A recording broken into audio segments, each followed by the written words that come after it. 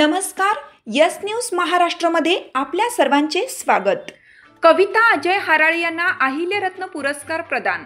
दानोळी येथील कविता अजय हराळे यांना अहिल्यादेवी सामाजिक व शैक्षणिक विकास संस्था कराड व ऑल इंडिया धनगर समाज महासंघ यांच्या वतीने अहिल्यारत्न पुरस्कार प्रदान करण्यात आला।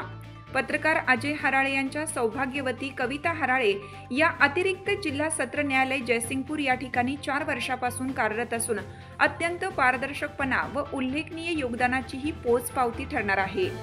अहिल्यादेवी होळकर यांची त्रिशताब्दी जयंती निमित्ताने कर्तृत्ववान महिलांचा पुरस्कार देऊन सन्मानित करण्यात आले। आज रविवार दिनांक 15 जून रोजी यशवंतराव चव्हाण सभागृह कराड येथे संपन्न झाला। या पुरस्कारासाठी राज्यभरातील 141 कर्तृत्ववान महिलांचा समावेश करण्यात आला होता।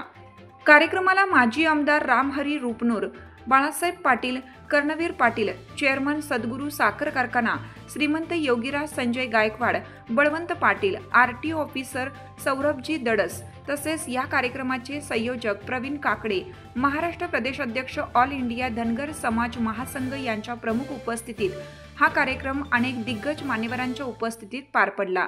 डोळ्याचे पारणे फेडणारे या कार्यक्रमाचे सर्वत्र कौतुक होत आहे। यस न्यूज महाराष्ट्रासाठी अजय हराळे, न्यूज प्रतिनिधी। तुम्ही आज या कार्यक्रमाला उपस्थित राहिला त्याबद्दल मी अहिल्यादेवी सामाजिक व शैक्षणिक विकास संस्थेच्या वतीने तुमचं मनापासून अभिनंदन करतो। कारण महिलांची ताकद काय असते हे सगळ्यांना माहित आहे, म्हणून मला वाटतं महिलांना सगळे घाबरले म्हणून आमदार करतात नाही म्हटले असते।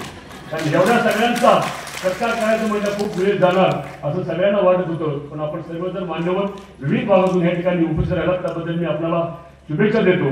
जाता जाता मी आपल्याला एवढं सांगू इच्छितो की आपण अहिल्यादेवी सामाजिक व शैक्षणिक विकास ट्रस्ट कराडला 20 गुंठ जागा घेतलेली आहे।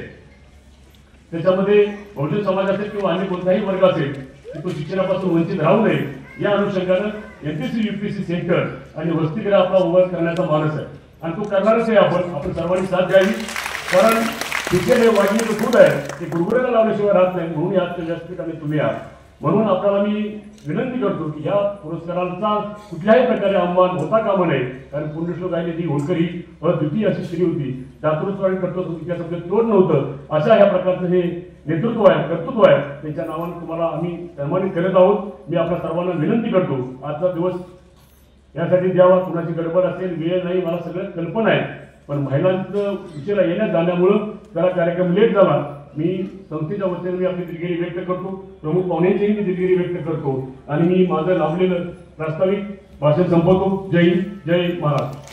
हाक तुमची साथ आमची। यस न्यूज महाराष्ट्र चॅनलला लाईक करा व सबस्क्राईब करायला विसरू नका।